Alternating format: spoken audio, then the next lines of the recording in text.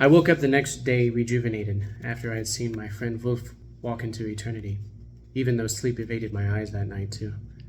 I made my cup of coffee and remembered the dream I had. I remember the dream I had because I only had one very vivid vision.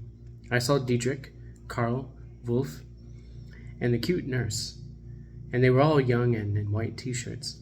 Dietrich told Wolf to say to me, "Reality. Reality is our sacrament, realized in Christ, who is our life." Wolf then told me again, "We must preserve beauty." And then I awoke.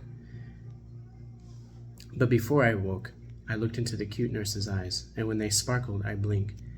And then, half asleep, I awoke again. This time, I was fully awake. I got up out of bed, and after my coffee, I stepped to my laptop and began this book, which is now being transcribed by my own Baruch, shall we say, though we shall name him Jeremy, my friend, my brother, my confidant. In the last transcription, I wrote of the sad story. I only hope that the context of this whole matter will be given properly before the pagans begin their mob riots in the streets again, and their cyclical, heathenistic purge and rage, which the resetters half-jokingly call raves. Everyone wears flags and runs half-naked in the squares, while the families hide in their houses. Wolf called this season the New Dark Ages, and now I think that man might have been a prophet.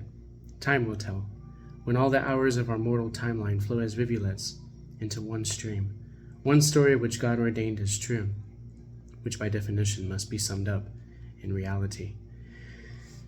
Reality. This was and still is the message, the truth which Wolf told me before he passed into the greater eternity, the one which is greater than ours now. He said that this information he possessed was one which would ignite the epic of the ages, as was called by the ancients, and what our scholars called the immanization of the eschaton. Now I understand why. When I am old and my body needs more care than I have energy to give it, though my body is weak, my spirit is stronger than ever.